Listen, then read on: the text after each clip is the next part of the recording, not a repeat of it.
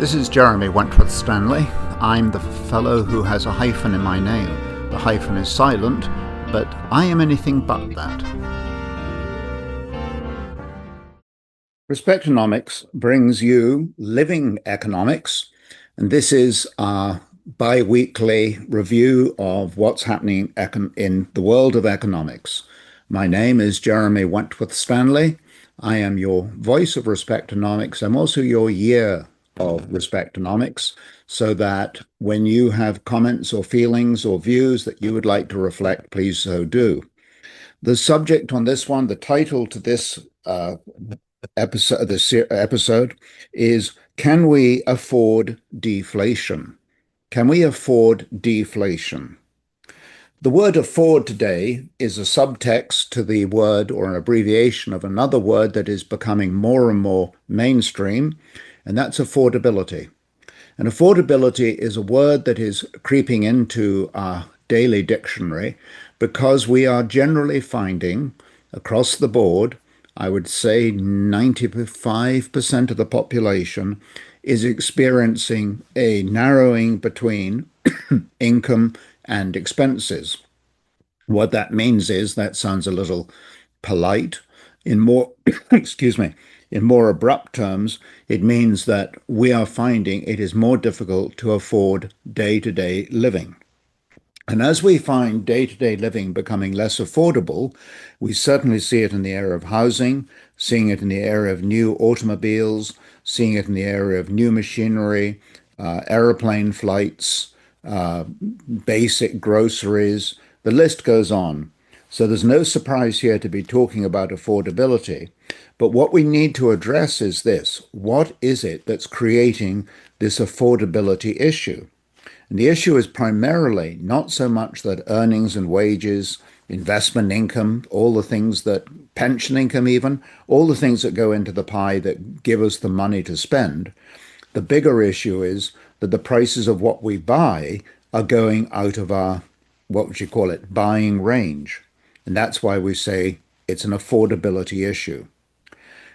The issue at the moment appears to be the result, of course, of the hostilities in the Middle East, and they are creating shortages, not only very obviously of oil, fossil fuels, but also of other things that we don't see quite as obviously, which is things like polypropylene, urea, sulfur, sulfuric acid, which are all used in the manufacture of plastics and fertilizer and even the bags that you use to go and get your groceries in. So we can see that this has got a sort of multiplying effect. This affordability, though, is based not so much on the physical demand as much as on the supply constraints. In other words, we can't get the stuff that we used to get. And that's what's driving up the prices. Imagine a lousy apple crop and there are fewer apples on the shelf. If there are fewer apples on the shelf, you'd expect to see the price of apples going up.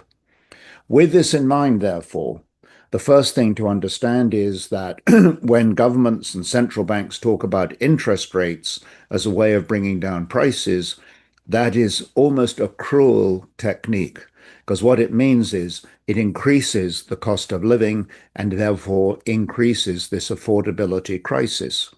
It's self-destructive. Therefore, what we need to do is to see how can we open up the supply chain? How can we get more apples onto the shelf? The first thing about affordability, though, is to understand one thing. It is an economic phenomenon. What I mean is this. It's true that it affects us personally, and I think we all understand what it feels like. But the economics of affordability are, we can't wave a wand and say, let's make everything affordable. I'll give you a sort of easy example, perhaps, and that is, if you take the stock market, the prices are very high, and depending, of course, which stocks you're looking at, but the prices are high, and you might say, well, I can't afford those high prices.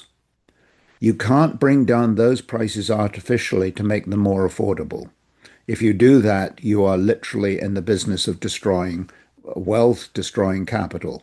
So say to that the price of a particular stock is $100 and we're going to bring it down to $50 to make it affordable, that in fact is economically irrational and it won't in fact work. That's one of the biggest hang-ups with affordable housing. Affordable housing, of course, that sounds appealing and attractive and socially very desirable.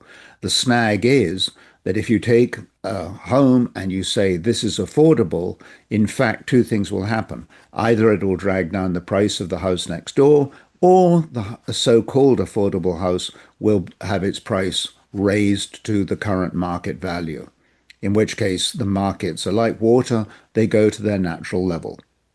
So the affordability issue is not one where a government can literally wave its wand, wave its fingers, excuse me, and fix. That's the first thing. And the second part to this is that once we understand that affordability is not normally able to be resolved by government influence as such, then we have to take our own personal responsibility. And this in itself is an opening to consider, and that is that we think of the government being able to fix things. In fact, it truthfully, sincerely, it becomes personal decisions. It's at our own doorstep. And we reflect that by saying to our families and to our communities and to ourselves and so on, we say things like, we can't afford something. And that, in fact, is what then reduces demand. I can't afford to go on the trip. I can't afford the flight, and therefore I don't go. That reduces the demand for airplane seats. As we recognize then that the affordability is in my control and it's in my at my desk, if you will, then it also adds up that the affordability is something where I am going to say I can't afford something, which has two issues attached. One is the very physical reduction in demand. We've just talked about that. But it also creates another issue, which is called demand destruction. And demand destruction is this issue that we're hearing more about. And that is that not only do we see an overall destruction of demand with all of the, shall we say, the obvious implications of that, what it does for manufacturing, what it does for service industries, what it does for employment, and so on. The physical demand destruction has two issues attached. The first one is, as we've just said, it creates these economic overtones issues, but there's another part to it as well. Demand destruction has a certain behavioral content to it. What that means is that if you say, for example, I can't afford to go to the movies because it's $20 a seat now, if you say, I can't afford to go to the movies, and you say, I'm not going to go to the movies, in fairly short order, we find out two things. We find out, first of all, that we don't actually miss it that much. We just say, oh, okay, can't afford it. But the second part is it also creates its own behaviors, which is a sense of, it's almost like an immunity where you say, well, actually, I don't need to go to the movies at all. So not only do we see the initial, the immediate, the spontaneous, I'm not going to the movies, but then we become behaviorally disintuned to going to the movies and we just stop going altogether. And as time goes by, we go shrug our shoulders. So demand destruction is not only immediate, but it also can have behavioral implications as well, which then leads us to this serious question. Can we afford deflation?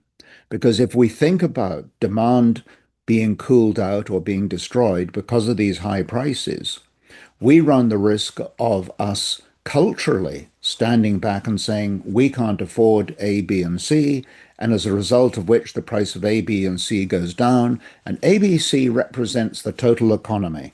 And at that point, we are then running the risk of deflation. So we have to handle this affordability issue before it turns into a deflationary cycle. And if we're going to tackle affordability, we've talked about affordability at the kitchen table, in our own lives, checking our own checkbooks and balances and so on. But there's another affordability issue that absolutely needs to be wrestled to the ground, and that is government's affordability.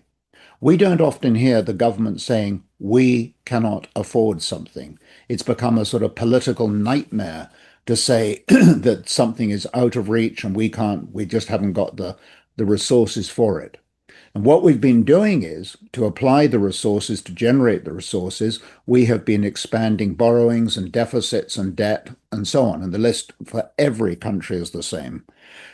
So the first country that puts its hand up and literally says, we can't afford something, is going to be the same country that will minimize the risk of a deflationary cycle. If you come into a time when we don't tackle the affordability issue at the government spending level, we stand this risk of almost a nightmare of where things turn around and we find that we're now dealing with a declining price levels across the board.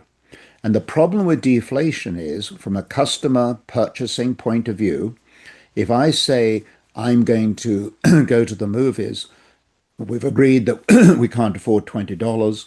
Then we find out the price has gone down to 15 because of this deflationary influence. The next thing that happens is I will say, well, I'm going to wait till it goes down to $12 or $11 or $10. In other words, it creates this cycle not only of putting something away and destroying the basic demand, but it also creates this sense of, I don't need it now, and I can know it's going to go down in price anyway. And that brings down the entire economy. Governments need to approach the bench. They need to be able to say, we can afford or we cannot afford. We in our desktops at our kitchen tables, we're very able to say, I'm not going to afford one thing because I want to afford something else. So we can look at ourselves very alternatively of how we do it. Economics is founded on the principle of alternatives. If I cannot do one thing, I will do another. Therefore, governments need to be able to show the political culture, the political strength, the political abs, if you will, to flex muscle and say, we can't afford, but what we can afford is, and that's where we're going to place our emphasis. And in every family situation, we often find that where something has not been afforded, where it has increased the use or the enjoyment of something else, has greatly outweighed the immediate displeasure of not being able to have something we thought we wanted. So there you have it. Affordability is an issue to be taken in hand. It's a government expression, or needs to be a government expression. And we need to look through the filter of, yes, today is inflationary. The risk is tomorrow deflation. This is Jeremy Wentworth-Stanley. I rest my case, and I'd be delighted if you would come back with your thoughts and opinions on this message. Thank you.